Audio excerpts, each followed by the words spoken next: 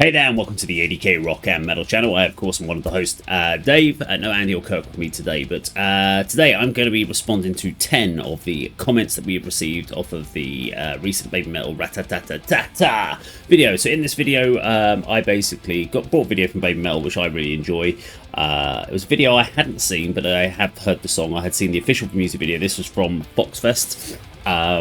And I wanted to bring it over to Andy and Kirk to see their opinions on it. Now, I wasn't expecting them to really get into it. I know that they're not Babymetal fans. We've done a couple of Babymetal.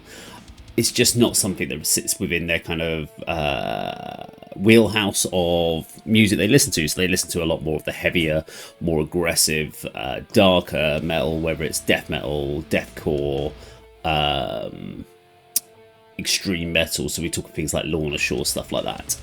A lot of the stuff that I just can't stand. I don't really get the point of much how they feel about Babymetal, but it's always interesting to me, considering we get on really well. We're all good friends, and we can still like completely different types of music, and we can still discuss it. So but it's really triggered a lot of people.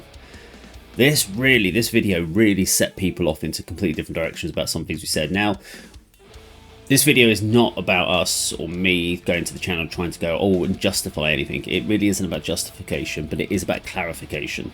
So there was a couple of things that were said which have been taken slightly incorrectly, in my opinion. And I just wanted to clarify what we meant by that.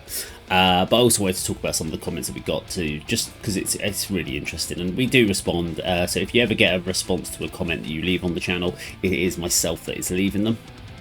As I do all the admin and stuff and editing and stuff on the channel, so it's all my fault, I'm afraid. So let's bring up the first comment. So this is from Roboti7679. I know you've been on the channel a few times, actually. So here we go. He says, fun discussion, guys. Thank you. Guy in the middle, you had a pretty good take on Babymetal. Thank you. I wouldn't say I have a wealth of knowledge on it. I have a little bit of knowledge background, but we look into little facts and fictions and bits from so many different bands. Sometimes they get a bit jumbled up, which is why I make mistakes on band names of like who's in Bandmade and Origins and stuff. And really what we should do is bring all this up at the beginning, but we do so many videos we have to film. We film every 2 to 4 weeks, and we film like 16 videos in a day in like a 5-hour period, which will then make up the next couple of weeks worth of content for us while we find time to get together, because unfortunately with work we can't always do it. But yeah, we had a pretty good take on Babymetal. Babymetal created their own subgenre, which is an important part of what one of the comments that came through here. So they created their own subgenre called of metal called kawaii. Now, was that particularly them that did this? I wasn't sure if it was particularly them or Idol Metal. So Idol one, which was we heard a lot of this on Idol and the Idol factories, which is one of the things that was which has put the other guys off, and I'm not a big fan of it. This whole generating bands and getting girl groups together, and there's, again, we used this thing, we talked about girl groups and this factory origin and creating girl groups and not being a big fan of it.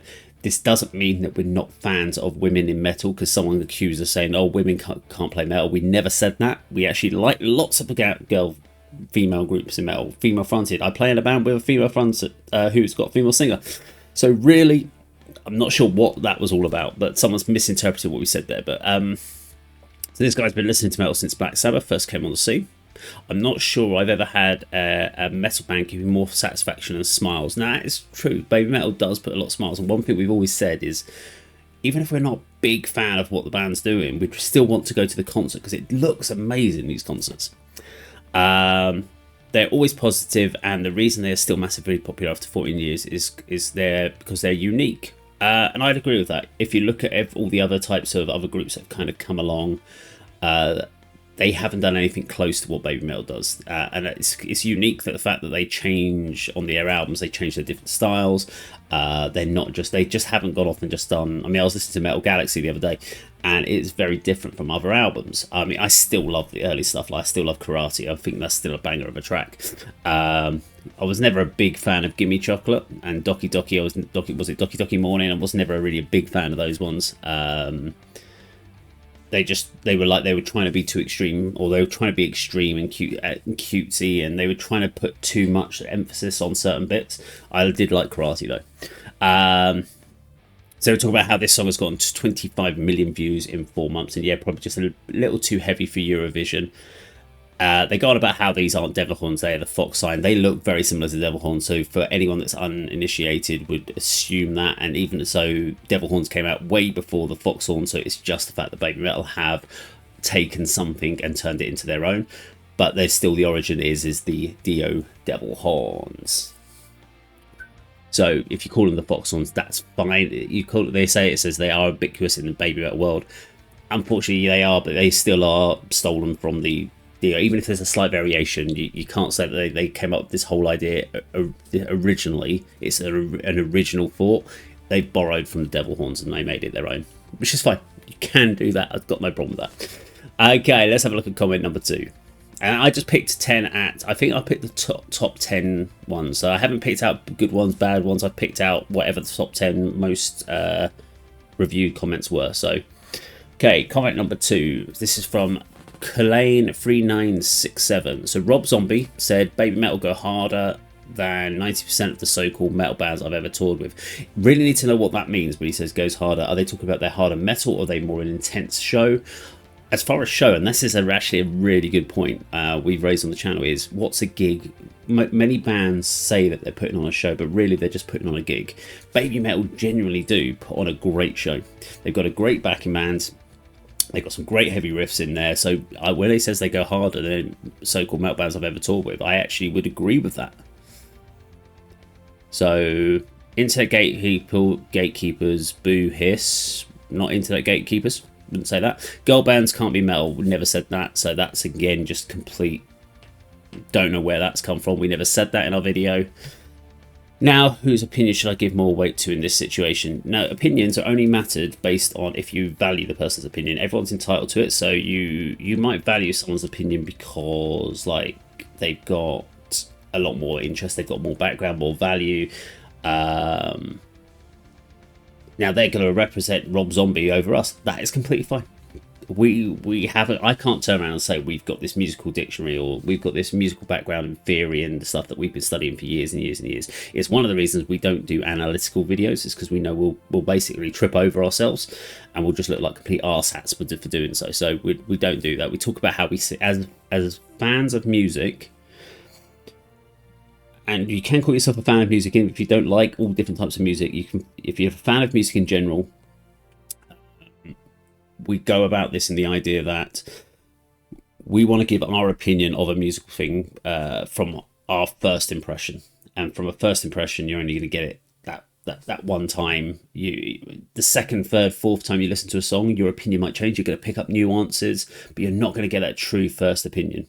And there have been times where we've done a video and it's crashed and we've lost it in the editing. We've had to go back a week later and film it, and our opinion has slightly changed on the video. But we always put a disclaimer: this is not our first time hearing it, and our level of insight and level of detail is a lot more on the second time listening to it, or a third time listening to it. We can actually break it down in a lot more detail because we've had more time to digest it. But that's not the way that people want. People want to get your first impressions. What else to say? And by the way, Electrical Cool Boy can go as hard or harder than any band out there. Again, completely understand that. I have seen bits of them and I know that they go hard and harder, but they are generally targeted as a humorous comedy elements. They put a lot of comedy elements into their songs to get people smiling, and I get that. Their breakdowns are fucking legendary, apparently. Well, I don't know if they call them legendary. They might be saying they're very good. Legendary means that they are known throughout as these legendary things that you can't quite imagine. Yeah, I'm not sure if we're quite using the word legendary, and I'm pot calling the kettle black here, using the incorrect word. We'll find that out in a minute. The fact that you chose not to be po-faced wankers about it just makes them... the fact that they chose not to be po-faced wankers about it makes them even better in many people's opinion. I'm not sure what that means. Because they're really hard, and because they don't...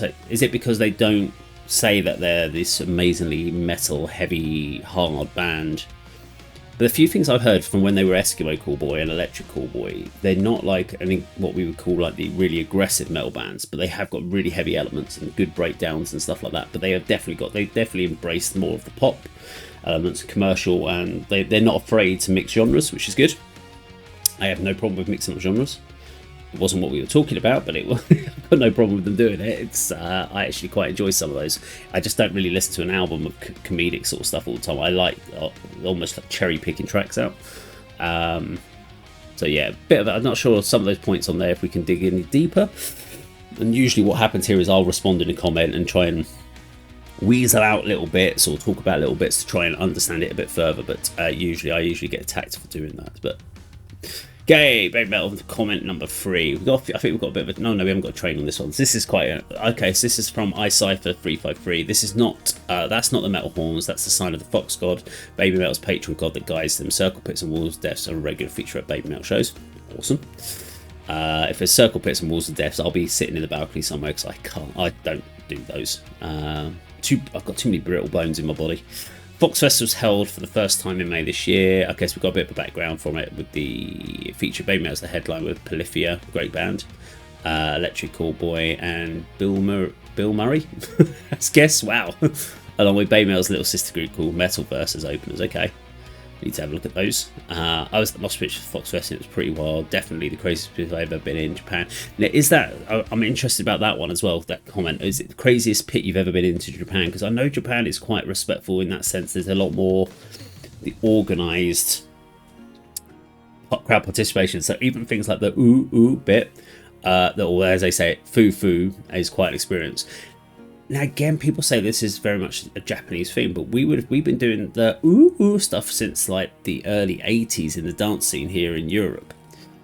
So people are going, oh no, they're not going ooh, they're going foo, and this is all about Japanese, and these are not devil horns, they're fox horns. I'm like, is that here we go, we're going to use the word. Is it cultural appropriation for something that's been done over in the European scene for years and years gone by that's been appropriated to mean something new in Japan? Quite possibly, and European have done that from other cultures as well. So I'm just wondering if that is, or if there's an earlier origin of this, where the foo is something that was done in dance music in the Japanese musical scene in the 70s. I don't know. Maybe there's some earlier scene of it, and I mean, you can't tell me that the fox sign is not a take on the devil sign from the Dio era. And I mean, Dio said that he's claimed that he started that one, slight change of it. Although it was never the devil sign, it was something to do with wasn't it a Jewish sign? He said it was something that was like a hex or something like that. I've got to remember my history on that one. Anyway, Babymetal and Electric Callboy are both all about having fun and not taking it too seriously, and brought the energy to rat-a-tat-tat-tat. And I agree with that. For those of that that love it, we can't get enough, but also it doesn't work for everyone, and that's okay. Do you know what? Great comment. Lots of detail on it. And generally, when we talk about these videos, we don't go into these videos as a reactor or a reviewer. We go in it to just have a discussion. And the reason being is we find most... excuse me, I'm just trying to sneeze here. No, it's holding in my nostrils. Okay, gonna hold off there. We know that there are a lot of reaction channels that are done in a way that they play up to cameras, and that's fine because a lot of people just want to watch a group of reactors watch a video and say how great that band is because it's their band. They want other people to enjoy it as much as they do, and that's what you want. And you can go on some reaction channels, and we do. I've looked at it. I don't look at them very often. I just look at it more from creative. When we've done a review of something and sent it to the artist to say here's our review, and then someone else has done a review of it, and the artist only promotes the other person's channel. Now we've given a breakdown of that video and gone, well, this was really good. We thought this could be better. This was slightly off key on the vocals here, or I'm not sure why the video was shot in this particular way. So we've really kind of looked at it in detail and asked questions. The other person's gone, this is amazing, this is groundbreaking. But then we've looked at that person's channel, and every single video on their channel is, this is amazing, this is groundbreaking. And they're doing all the thumbnails of like, what did I just watch sort of thing. All of that sort of stuff is something we refuse to do. It's fake, it's done for views, it's done for subscriber growth. There's no... what we call integrity behind it. So we only ever talk about stuff that we genuinely believe, and we won't play up to the camera. Sometimes you'll see us joke around on camera. That's just in the moment. It wasn't planned. It's never stuff like that, and it's great when it happens, but we generally will go into it. So if unfortunately when we film 16 videos in a day, if we turned up to the day feeling knackered, exhausted, and we started filming, you'll see it in the videos. We will go quite somber in some of these things, but we try and keep our energy levels up. But that's why we do that. We don't always do reviews. We don't always call it reviews. We call them discussions, again, because if you're reviewing, you've got to go into a lot more detail. And if you're doing it on a first-time reaction, if you want to call it that way, you're not gonna have enough time to do a proper review. You're not gonna be able to break it down to that level, and we're not technically minded. We're not like Rick Beato, who's able to start to go, oh, they're in this and they're going to a semi-minor chord and they're doing it in this certain scale system and yada yada yada. We're not gonna be able to do that because we're gonna make lots of mistakes and we're gonna sound like, again, like as I said, we're gonna sound like arse hats, and that's just not what we want to do. So that's why we call them discussions, because it is a discussion, and that comment that we've just had there is a great reason why we do it, because it does kind of help. So anyway, let's go on to the next one. So Casey Fox 0971, when you mentioned Lorna Shore, I laughed. And now if you haven't read the video or seen the video, I talk about how I understand why Kirk and Andy aren't big fans of Babymetal, in the sense that how they feel about it, because I'm the same with Lorna Shore. I would rather get a hammer and smash myself in the nuts rather than listen to for 4 minutes rather than listen to a Lorna Shore song.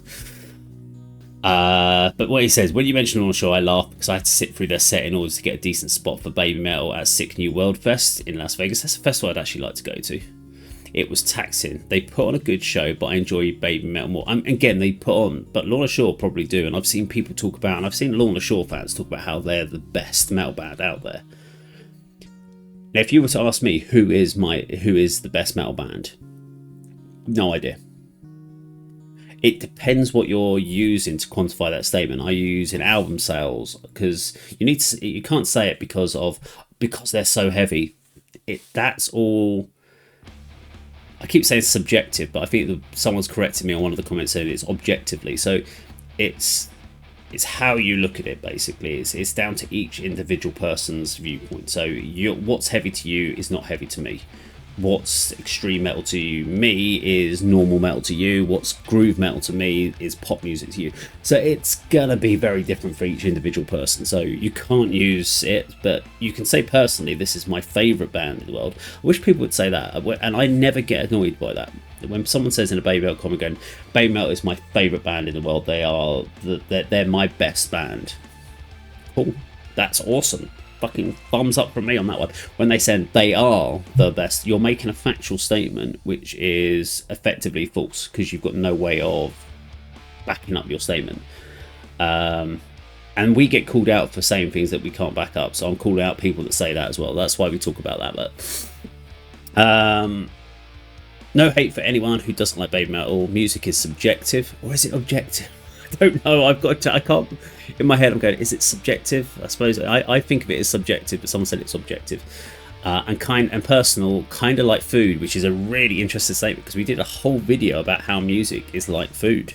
We did a whole video on it. Go check it out. It was a big discussion piece where we discussed food and how food and music are exactly the same. You like what you like. Good review, gents. It's appreciated, and we thank you for that, because look, we anything that stimulates comments and discussions is always good. Talking is a good thing to do. Let's check it out. I can't believe I'm only on option 5. Let's see if we can split through these ones. Okay, so we have Ganimal 83. What's up, fellas? Glad to see more Babymetal on your channel. Here are my thoughts. I'll try to keep it simple. As a massive Babymetal fan, all I ask is reactors be respectful to my favourite band, which you guys have. Although some say that we're not respectful because we said we didn't like something. Or I think someone said, I think Kirk said on this one, he said the song's crap. You're allowed to say that's not disrespectful to them. Disrespectful to them is saying that someone is a shit artist, is an awful singer, or something like that. When you attack something personally, but if you say a song is rubbish or is crap, then that's a personal opinion. It's not being disrespectful. So, and I've argued that back with people who say that in the comment. So like we said, like them or not, and if they are the best, are all subjective. Yes, and we are all entitled to our own individual opinions, and that someone else is not required to subscribe to. Great point. Babymetal is metal, all by their own subgenre. Great point. This is again what we talked about in this thing. So when we said Babymetal is not metal, we're talking about metal as its own category. We talked about them. We said that they are actually their own subcategory, and this is purely, and I'm going to keep going on about this point.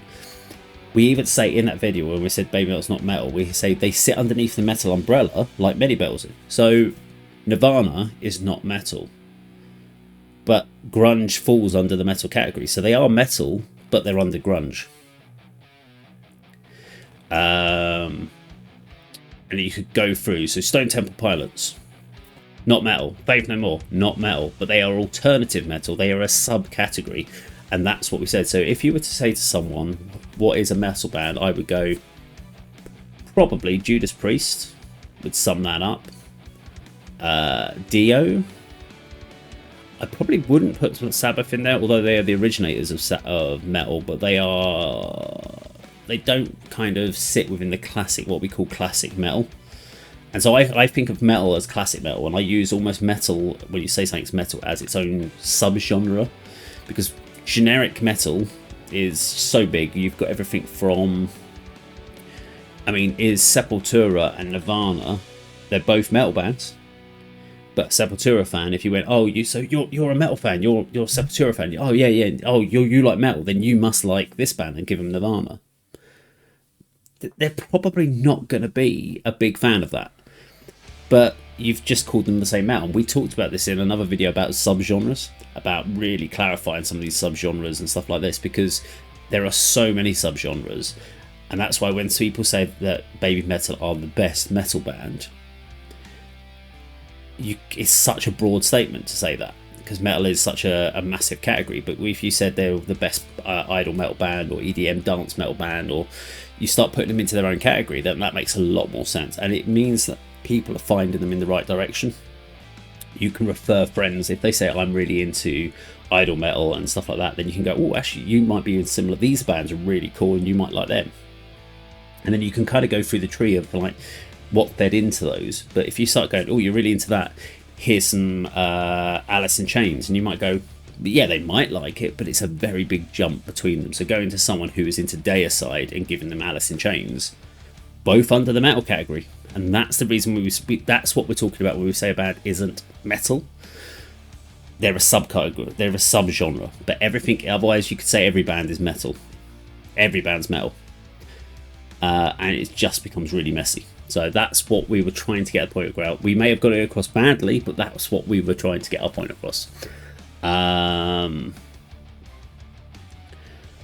On the surface, they are an agency-produced group with session musicians for life, a team of writers, composers of songs that are run of producers, and metalhead's nightmare. Yeah, to be honest, that's what puts a lot of us off, because you have a metal band who craft something together. They go into a room, they work with stuff. Andy and I both play in bands. We sit down with each other or within our respective groups, and we go in the rehearsal studios, we work stuff out, we get the creative process, we talk about the songs.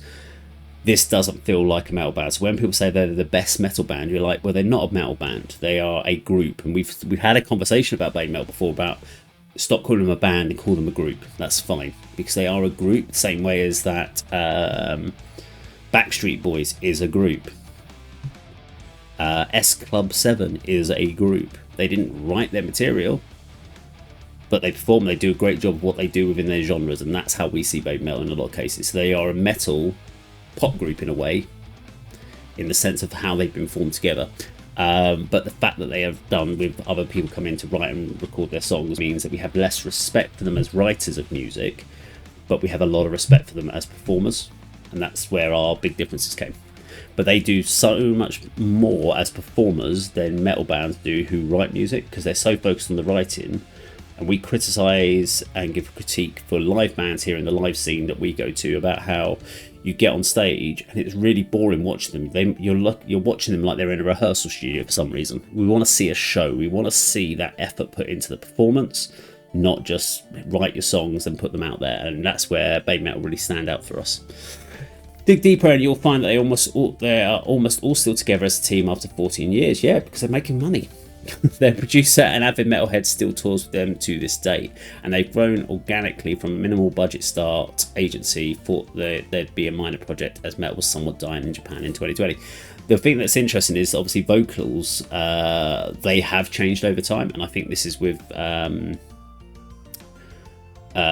people wanting to have more of a front stage in their vocal delivery, so that's probably where that's changed. Additionally, they defined all odds, industry standards, and they says to get where they are. In spirit, it doesn't get more metal than that. What was interesting with that was they got really picked up outside of Japan and quite early on, which not many people do, but they also opened the gateway for many more Japanese bands, so a lot of respect to Babymetal for that, where especially like the visual key stuff as well, with bands like Versailles. I mean, we've got things like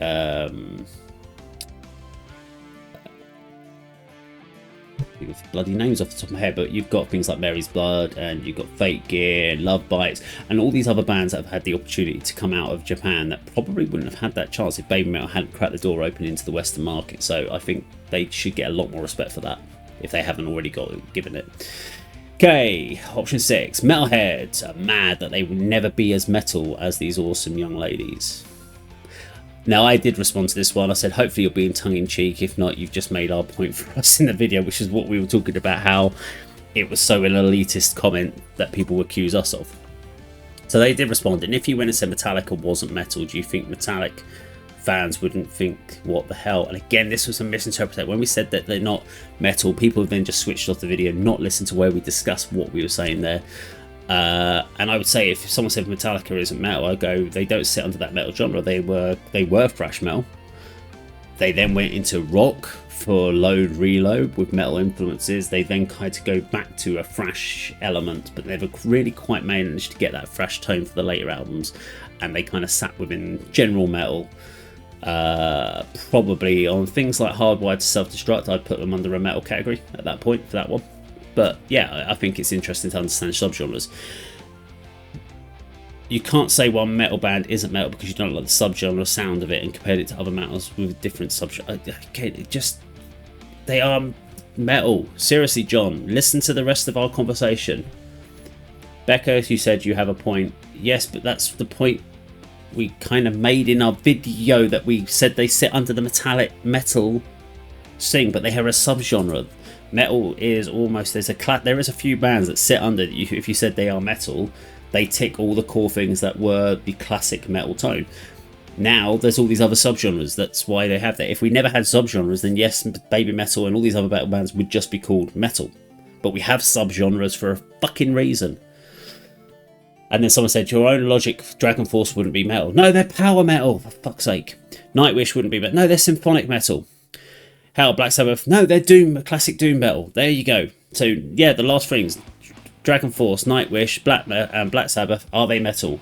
They sit under the metal overall category, but are they metal as their genre? No, they are. So they are power metal, symphonic metal, and classic doom metal is how they basically sit under their relevant categories. If you went into a record shop, they would be how they would be separated out to help you find it. That's all we're asking.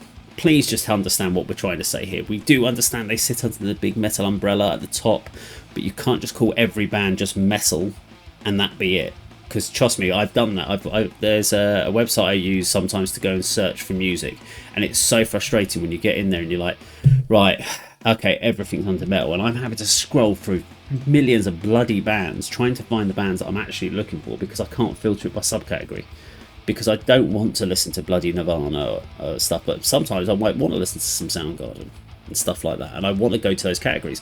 Maybe I want to have some groove metal, maybe I want some Black Label Society stuff.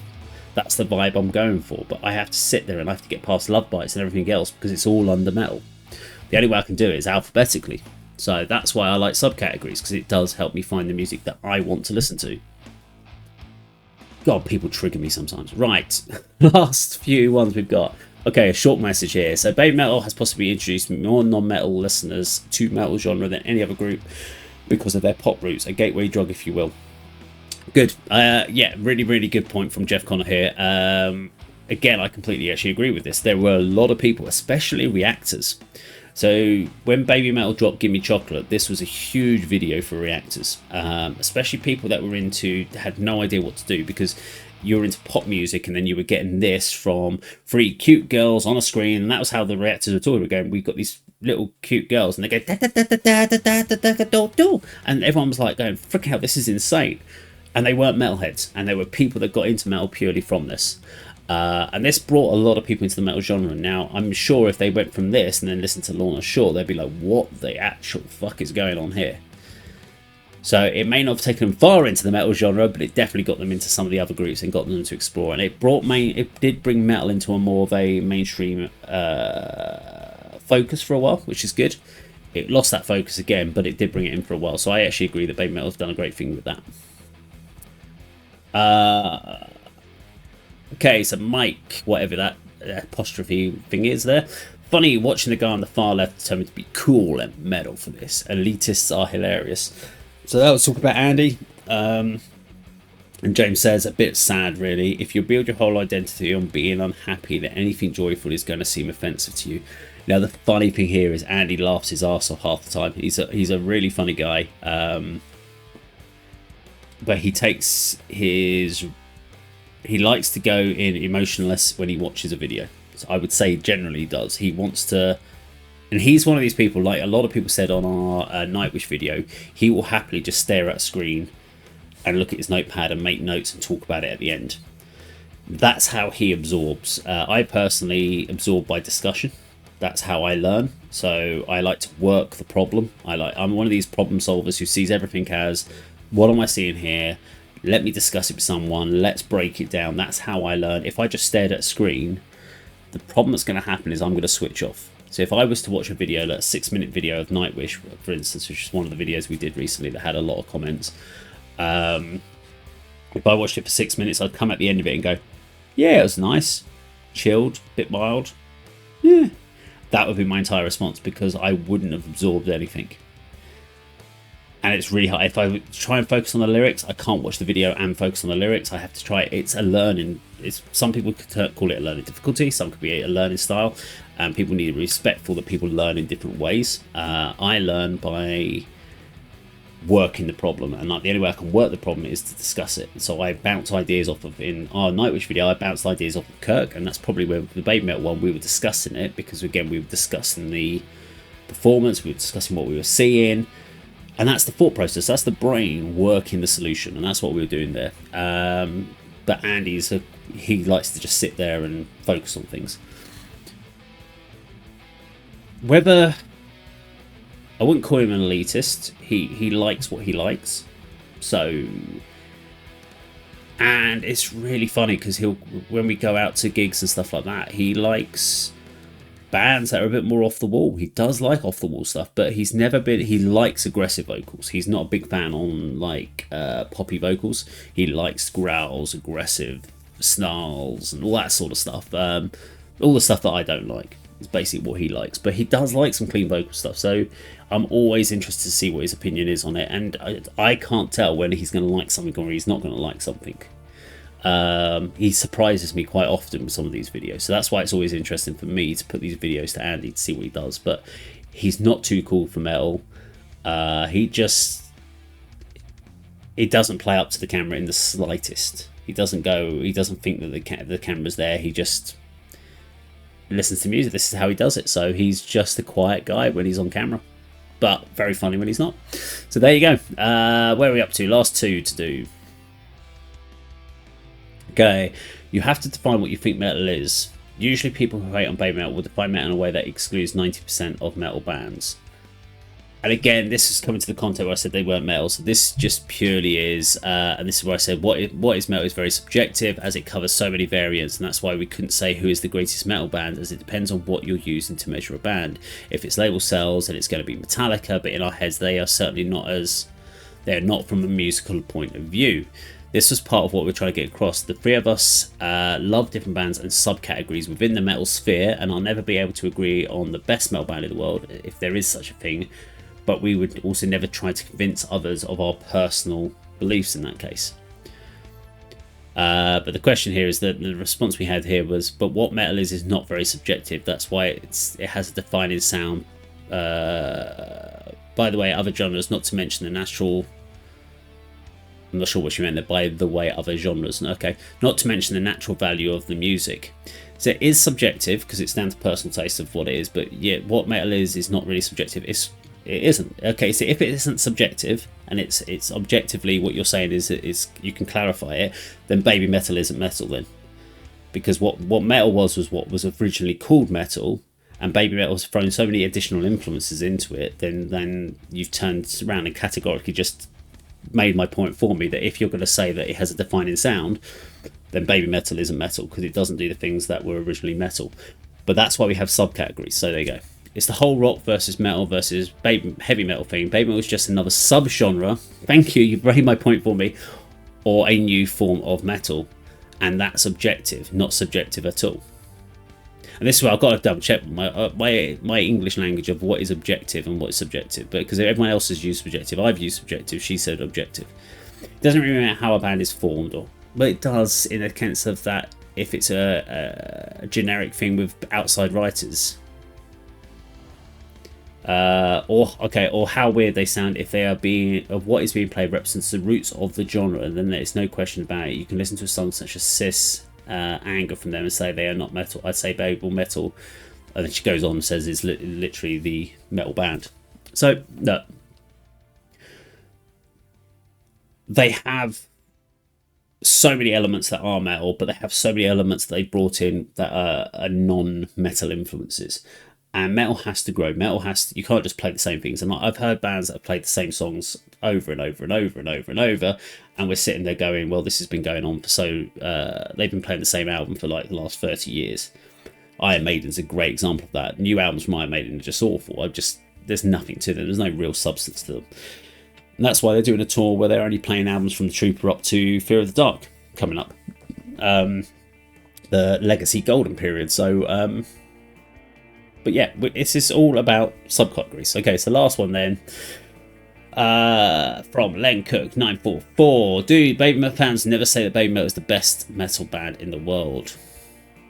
What do you mean they never say it? I've had people in comment sections go through some of our comments on them, and they will say Babymetal is the best metal band in the world. Transient reactors might use that terminology mostly to embed them further into their respective communities. So you're saying that reactors use it to try to get people, like Babymetal fans, to like them. Is that what you're trying to say there? Okay. I have to ask, in your collective minds, who is the best metal band in the world now, in the last 5 years, the last 10 years, and in all time? Please tell me. Most successful. So bands that are probably getting the most hype would be bands like Sleep Token. They're probably one of the more genre-defining bands probably out there at the moment. Bands that have really kind of set themselves apart or are spearheading music, so something like Ginger would probably be another band that would probably be up there. Polyphia, doing really good things within the prog metal scene. We've got a lot of legacy bands still hanging around with all the classics like Anthrax and stuff still going out tours, Metallica, which I'm not really that bothered about. So I don't know, in the last there's no really best metal bands, but there are some good bands out there that are really taking the scene on. Interestingly enough, none of the bands, I like Ginger, but never really got into Sleep Token, but I understand why they were getting a lot of hype. Okay, so I get that Babymetal isn't your taste, so who is? Not suggesting that Babymetal is the best metal band in the world. Okay, so that's very much a very different thing. I'm more of a groove metal guy. So I listen to bands like Demon Hunter. I've been listening to a lot of Blackbriar of late. That's been one of my big ones to listen to. I go through stages, so I'll listen to like 3 or 4 albums at a time, and then I'll get 3 or 4 more albums, and I'll focus on those, and I'll spend a lot of time in it. And there'll always be if I go on a long road trip, there'll be a playlist that I'll set together, or I'll get all the MP3s and I'll set up an MP3 player that I'll have. Yes, I am an MP3. I'm not a streaming Spotify person. I don't do playlists. I also want to ask how many artists you support. Which bands do you buy albums from, or are you a Spotify Lounge Lizards? Okay, so before I get into the next one, so no, I'm not a Spotify Lounge Lizards. I know the other guys do use Spotify playlists, but Andy buys CDs all the time. I'm Patreon, so currently I do Patreon support for The Warning. Band called Kane, I do Patreon support for. I think they're my only 2 main ones that I'm doing monthly Patreons to. I might be doing Quarter After Free. I have to double check that. I might have been doing Quarter Free, which used to be called Motion Device. Album wise, I haven't bought any albums for a while. Just because nothing's really come across my attention. We've mainly been getting, because of doing A.D.K press stuff, we get sent a lot of albums, like pre-releases for us to review. So I've been working through those, so I really haven't had the time. But generally, these are the bands.